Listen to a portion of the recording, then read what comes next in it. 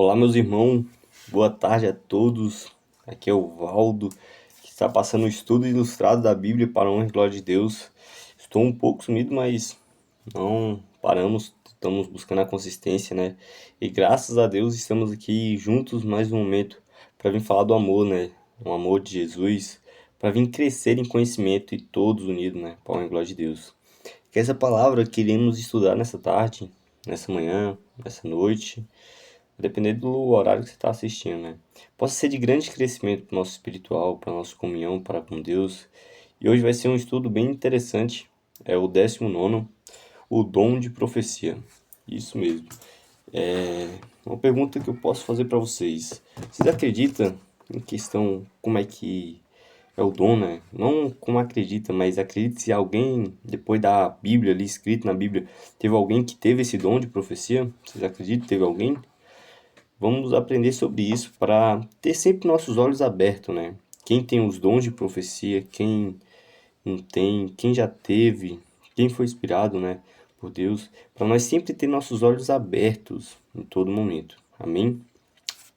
Então, vamos fazer uma leitura, pedindo o guiamento e a direção de Deus. Antes de começar esse estudo, oremos. Deus, Pai querido, Senhor maravilhoso, meu Senhor Rei, nosso Pai. Obrigado, Senhor, por esse momento especial que estamos aqui para buscar mais do Senhor, para aprender mais da Sua palavra, da Sua Escritura. Que o Senhor guie, Pai, meu coração, guie meus passos e que eu possa estar cada dia mais, Pai, inteiramente ligado com o Senhor e essas pessoas todas, Pai, que estão assistindo. Por favor, Deus, que tenhamos sabedoria, Pai, nesse estudo, que tenhamos discernimento, Pai, também a estudar esse estudo. Por favor, Pai, nos guia por meio do Espírito Santo, nos batiza com Ele, por favor. E muito obrigado por tudo. A Te peço e agradeço, Senhor, em nome de Jesus, Seu Filho. Amém. Amém, meus irmãos. Então, há características dos profetas. Nós vamos ver a característica dos profetas ali que tinham o quê? O dom de profecia. O primeiro livro hoje nós encontramos lá em 1 João. 1 João, antes de Apocalipse. Um livro antes de Apocalipse. Deixa eu tirar essa folha aqui. Deixa eu ver. 1 João, capítulo 4, verso 2. Nisto vocês reconhecem o Espírito de Deus. Todo espírito que confessa que Jesus Cristo veio em carne é de Deus. Então, o primeiro ponto que nós conseguimos ver para reconhecer que alguém tem um dom de profecia é aquele que afirma, né, que Cristo veio, né, que Cristo veio em carne e de Deus. Então, para nós saber que alguém tem esse dom, tem que afirmar isso com essas palavras, né? E em Mateus 7, agora vou para Mateus capítulo 7, primeiro livro do Evangelho. Mateus capítulo 7, verso 15 a 23. E vem aqui dizendo o título, né, da minha, os falsos profetas e quem entram no reino de Deus. E assim diz: cuidado com os falsos profetas que apresentam a vocês disfarçados, que se apresentam, né, a vocês disfarçados de ovelhas, mas por dentro são lobos vorazes.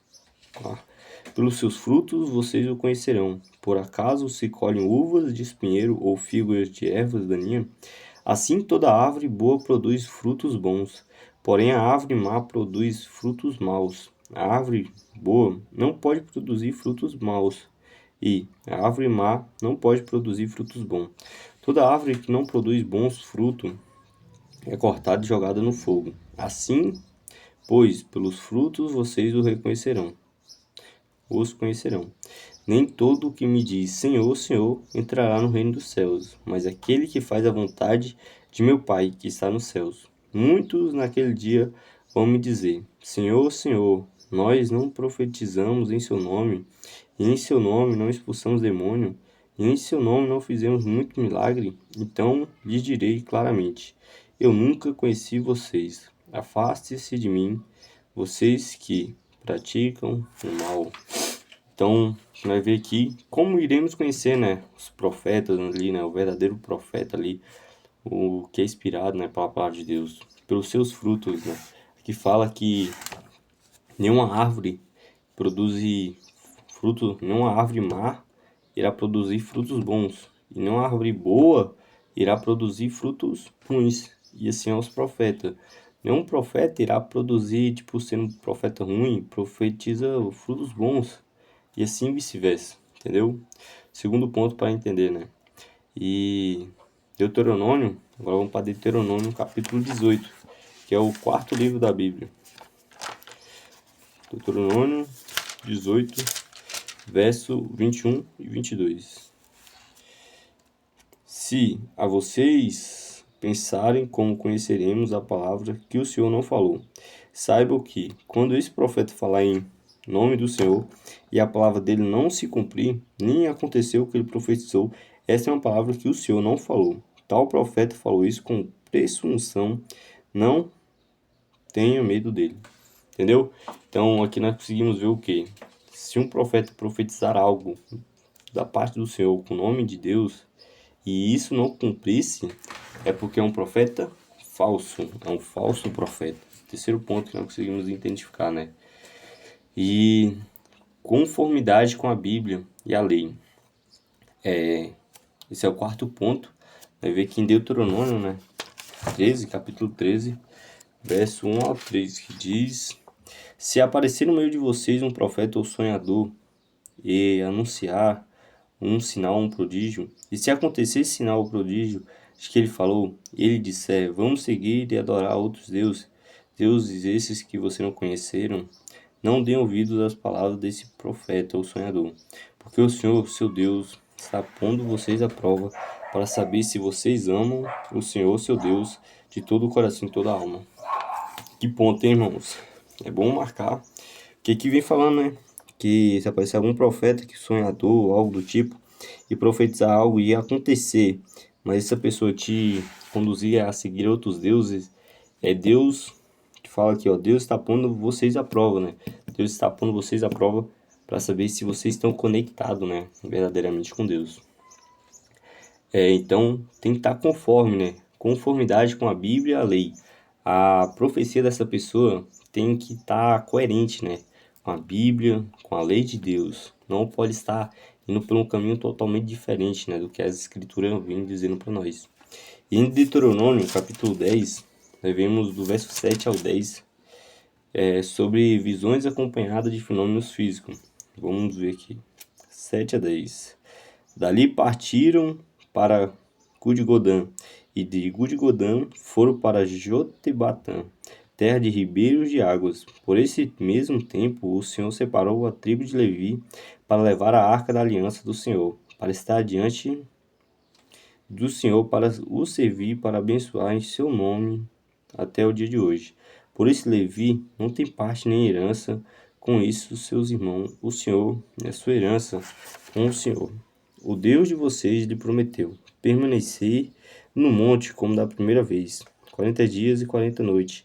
Mais uma vez o Senhor me ouviu e quis destruir vocês.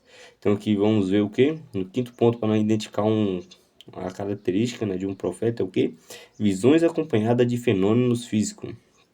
Então, tem visões que vêm acompanhando sim a questão, não apenas do falar, mas questão fisicamente, né? Agora o próximo ponto, só mudar aqui.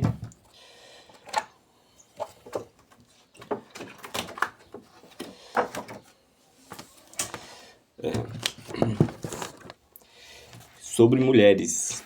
Também tem na Bíblia, não é só uma mulher que tem um dom de profecia. Isso mesmo, existe várias mulheres dentro da Bíblia ali, várias, de certa forma, que têm um dom também de profecia, que pregaram e aconteceram e seguiram todas essas características que nós vimos.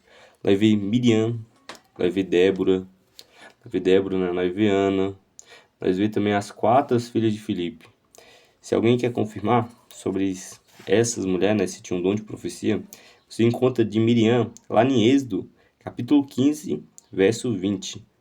E Débora se encontra lá em Juízes, capítulo 4, verso 4. E sobre Ana, você vê lá em Lucas 2, 36. E as 4 filhas de Filipe em Atos 21, 8 a 9. Aí você vai ver que o quê? Não era só homens que tinham um dom de profecia. da palavra, né? Daquilo ali que dizia acontecer. Não só homens, mas também mulheres também eram grandemente usadas. Não só naquela época, mas como nos dias de hoje.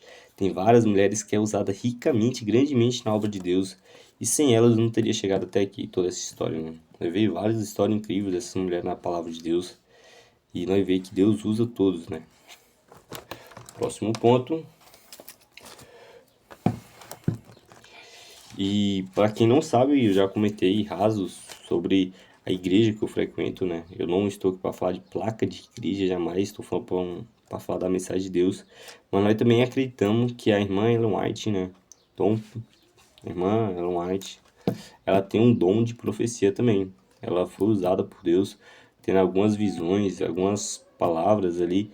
E se você for pegar todas as características que nós lemos na palavra de Deus, né, na palavra do Senhor, nós vemos que aquilo ali se encaixa muito bem no que ela prega, no que ela escreveu, né. Primeiro ponto, né, nós vemos que seus ensinos são fundamentos na Bíblia. Maior não, perdão. Porque eu li pouco também o livro dela, tô começando a ler agora, é muito incrível. Eu tô lendo Patriarca e Profeta, recomendo muito a ler sobre a parte ali do pecado, né, das pessoas no começo. Então nós vemos que a palavra dela, né, a questão do dom profético dela é instruído, né, buscado o máximo ali das escrituras sagradas. Ela exalta a pessoa de Cristo, né? Ela não se exalta jamais, nunca vi, mas ela exalta sim a Cristo Jesus, o cumprimento de suas profecias. E você pode ver, as profecias dela se cumprem, até onde eu já vi, tudo se cumpre. E tinha coisas que muitos cientistas não esperavam e ela já tinha profetizado sobre isso, né? Principalmente também na área da questão da saúde. Perdoe, desculpa. Os frutos positivos em sua vida, então as palavras dela vêm trazendo frutos bons para a vida daquelas pessoas que seguem, né? Sua vida e ensinos estão de acordo com a lei de Deus. Recebeu visões acompanhadas de fenômenos físicos, né? Que nós leu agora há pouco. Dom de profecia manifestado na igreja de Deus. Vamos ver isso agora na palavra, né? Dom de profecias na igreja de Deus. Nós vamos encontrar lá em Apocalipse 12, falando sobre essa parte, né? Apocalipse 12. Apocalipse 12, 17.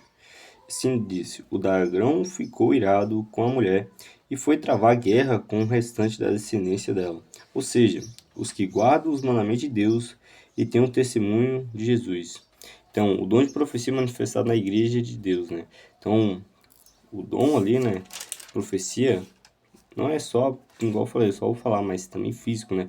O acontecer. Nós vemos ali que o dragão pelejou, né, contra aquele povo que guardava os mandamentos de Deus e tinha um testemunho de Jesus. Ele estava ali vivendo, né? E nós também vemos no capítulo 19, no, no verso 10, que diz assim: Prostei-me diante dos seus pés para adorá-lo. Tem que melhorar essa medição. Para honra e glória de Deus. O anjo, porém, me disse: Não faça isso, sou um servo de Deus, assim como são você e os seus irmãos, que guardam o testemunho de Jesus. Adore a Deus, pois o testemunho de Jesus e o espírito de profecia. E o espírito de profecia, tá vendo aqui? Pois o testemunho de Jesus e o espírito de profecia. Uma palavra de Deus não entra em contradição. Ela é coerente. É coerente. De um ponto que ela vai terminar. Lógico que é importante ter o estudo que nós estamos fazendo para nos abrir nossos olhos, aquilo ali que muitas vezes nós não conseguimos chegar. E a palavra de Deus fala que no final dos tempos, muitos iriam pelejar por falta de conhecimento da palavra de Deus. E é por isso que é muito importante nós estar se alimentando cada dia mais das escrituras, estudando, buscando se entregar por completo a Deus. Agora vamos ver lá em Atos, que é o depois de João, né? Atos, capítulo 2,